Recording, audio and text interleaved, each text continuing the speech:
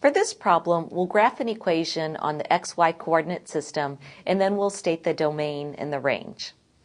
We're given f of x is equal to negative 1/3 x plus 2. Now you might remember that this is really a line in the form of y equals mx plus b.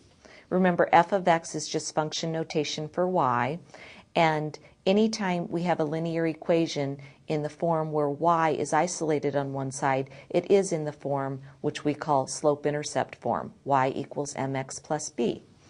M represents the slope,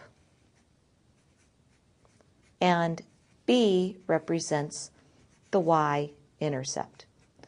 It's easy to graph an equation when it's in y equals mx plus b form because we can begin with b, the y-intercept. The y-intercept is 2 in this case. Since the y-intercept is equal to 2, we'll just go up to 2 on the y-axis and graph that intercept. That's one of the points on our line. Now the m we can think of as move. We're going to move in the direction of 1 unit down on the y-axis and 3 units across on the x-axis. Let's talk about that for a minute.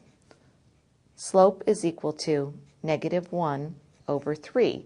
Remember what slope really means. Slope really means the change in the y direction over the change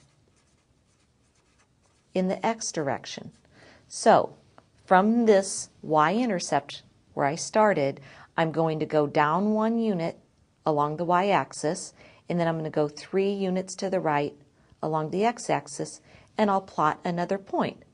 I can do that as many times as I want. I can go down 1 in the y-axis direction and over 3 in the x direction.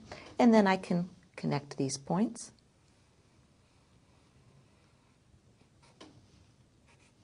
And this is the graph of f of x equals negative 1/3 x plus 2. Now let's talk about the domain and the range. For any linear function that has a positive or negative slope, so any line except the special case that's either horizontal or vertical, I can say that the domain goes from negative to positive infinity. In other words, I can let x equal any value I choose. And the same is going to be true for the range. The y value can go from negative to positive infinity.